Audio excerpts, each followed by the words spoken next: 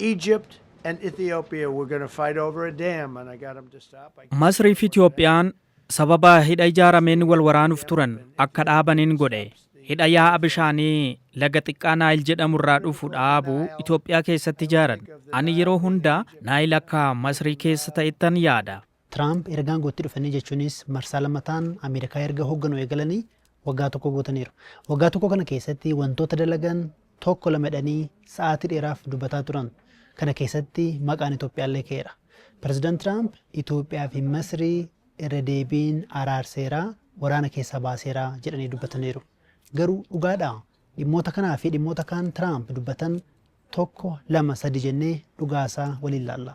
Inni jalqabaa Tiraamp kan isaan dubbatan waraana dhaabuudha. Dhuguma garuu Itoophiyaa fi Masriin waraana seenaniiru. Tiraamp dubbii isaaniin akkana jedhan. Biyyoonni lamaan Itoophiyaa fi Masrii jechuudha wal waraanuuf turanii jedhan. Akka dhaaban nan godhee jechuun gootummaa yookiin immoo itti gaafatama isaanii bahuu isaanii kan isaan dubbatan. Garuu Itoophiyaa fi Masriin waraana seenaniiru. Dhuguma biyyoonni lamaan dhimma hidha Abbayyaan waggoota 13 oliif marii gaggeessaa turan. Marii kanaanis waliin galle yookiin immoo waliigaltee irra hin geenye.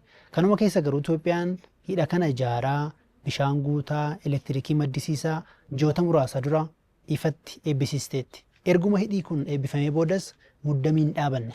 Muddamni kun ammallee itti fufeera. Waggoota dheeraaf Masrii fi Itoophiyaa gidduu kan ture muddama dippiloomaasii malee waraana miti. Dhuguma yeroo adda addaatti walitti dhaadachuun gama biyyoota lamaanii dhaga'amaa tureera.